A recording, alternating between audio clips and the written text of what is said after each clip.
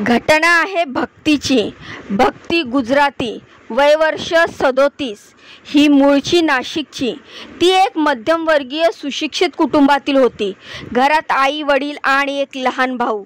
शिक्षणात हुशार, शांत स्वभावाची आणि समाजकार्याची आवड असलेली भक्ती तिच्या कॉलेज जीवनामध्ये नेहमीच पुढे असायची.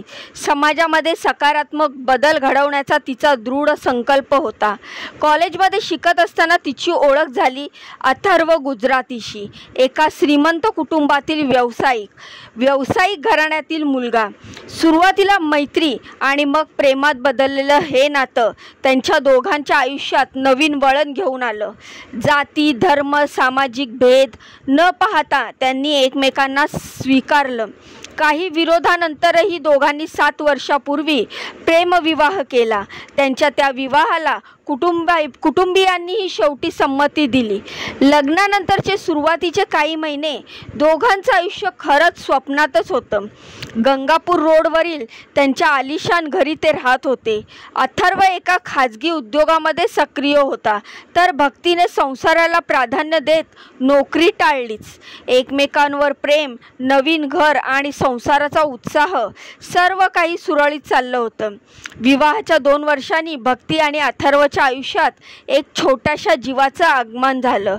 त्यांचा मुलगा केवळ प्रेमाचा प्रतीक नव्हता, तर त्यांच्या संसाराला पूर्णत्व देणारा आधार होता.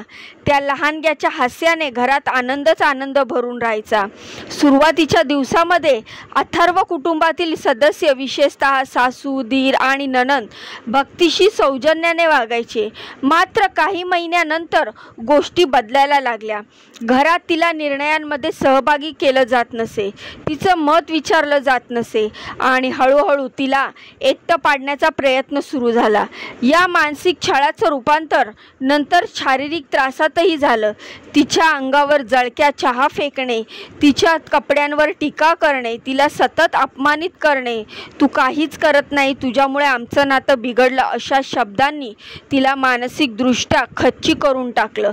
हे भक्तीच्या दैनंदिनी आयुष्याचा भाग झाला. अथर्व सुरुवातीला तिला समजून घेत असे, पण जसजशी वेळ पुढे सरकत गेली तोही तिच्या विरोधात जाऊ लागला. तिच्या तक्रारीवर तो दुर्लक्ष करू लागला. आईचं ऐक, थोडं सहन कर, असं घराघरात होतं. या शब्दांनी तो तिचा आवाज दाबत होता.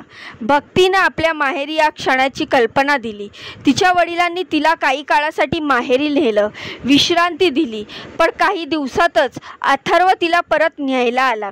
त्याने आश्वासन दिलं, आता सगळं बदलवतो. भक्तीला वाटलं प्रेम जिंकलंय, पण सासरी परत गेल्यावर चित्र पुन्हा तेच राहिलं. छळ, अपमान आणि आधाराचा अभाव, या सगळ्याचं ओझं भक्तीच्या खांद्यावर होतं.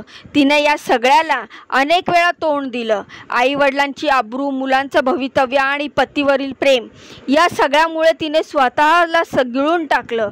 पण एक दिवस ती मोडली आणि 24 मे 2025 रोजी भक्तीनं राहता घरात गळफास घेऊन आत्महत्या केली. लहान मुलगा घरातच होता. ती लटकताना दिसली तेव्हा सारे सुन्न झाले. गंगापूर पोलीस स्टेशनमध्ये अथर्व आणि त्याच्या कुटुंबियांविरोधात आत्महत्येला प्रवृत्त केल्याचा गुन्हा दाखल करण्यात आला आहे. भक्तीच्या शरीरावर जखमांच्या खुणा स्पष्ट आढळल्यात. त्यामुळे ही आत्महत्या आहे की पद्धतशीर हत्या, याचा तपास सखोलपणे सुरू आहे. भक्तीच्या आईवडिलांनी गंभीर आरोप केलेत. तिच्यावर गेल्या 3 वर्षापासून छळ सुरू होता. तिला दिवसाढवळ्या मारहाण केली जात होती. आमच्या मुलीने इतके सहन केलं, पण शेवटी ती हारली. आम्हाला आमची पोरीस न्याय मिळवून द्या. मग या घटनेत सगळ्या अधिक हृदयद्रावक बाब म्हणजे भक्तीचा 5 वर्षाचा मुलगा. त्याला अजूनही समजत नाहीये की आई कुठे गेलीये. तो दररोज आईचं नाव घेतो. भक्तीच्या आईवडिलांनी या मुलाच्या ताब्यासाठी कोर्टात दाद मागितली आहे. या घटनेने अनेक गंभीर प्रश्न उपस्थित केलेत. आजही सुशिक्षित श्रीमंत कुटुंबामध्ये सुनबाईचा छळ का थांबत नाहीये? प्रेमविवाह करूनही स्त्रीला स्वतंत्र निर्णय घेण्याचं स्वातंत्र्य का मिळत नाहीये? का स्त्रीच मानसिक आरोग्य आणि तिच्या तक्रारींना समाज इतकं दुर्लक्षित का करतं? आणि या सगळ्यात महत्त्वाचं म्हणजे अशा घटना रोखण्यासाठी कायद्याने कार्यक्षम अंमलबजावणी कुठे कमी पडते? तर भक्ती गेली, पण तिच्या जाण्याने अनेकाच्या डोळ्यात प्रश्न, वेदना आणि संताप भरलेत. तिच्या कुटुंबियांची एकच मागणी आहे, आमच्या मुलीला न्याय मिळाला पाहिजे. पोलीस तपास, शवविच्छेदन रिपोर्ट, साक्षीदारांचे जबाब आणि फॉरेन्सिक पुरावे या सर्वांच्या आधारे तपास सुरू आहे. अथर्व आणि त्याच्या कुटुंबियांवर गुन्हा दाखल असला तरी अजून कोणालाही अटक झालेली नाही. एक लहान मुलगा आईविना वाढतोय. एक आई वडील मुलीच्या न्यायासाठी दररोज न्यायालयाच्या उंबरठ्यावर उभे आहेत. ती एक मुलगी होती जी प्रेम करत होती, संघर्ष करत होती आणि जगू इच्छित होती, पण तिचा संघर्ष पुरा ठरला नाही. समाजाच्या मानसिकतेने, घराच्या 4 भिंतींनी आणि सर्वस्वी एकटेपणाने तिला मारलं. आता फक्त एकच अपेक्षा आहे की तिच्या मृत्यूनंतर समाज काही शिकेल आणि कदाचित कुणीतरी भक्ती पुढे जगण्यासाठी थांबेल. या घटनेतून आपण काय शिकावं? तर शिक्षण आणि आर्थिक सुबत्ता असूनही एका स्त्रीला सुरक्षित आणि सन्मानाने जगण्यासाठी आधार, समजूतदारपणा आणि तिला ऐकून घेणारी माणसं हवी असतात.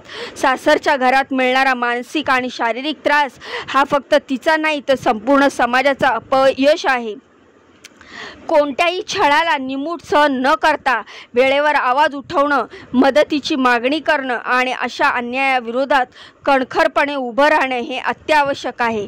कारण शांत राहणं म्हणजे अन्यायाला संमती देणं.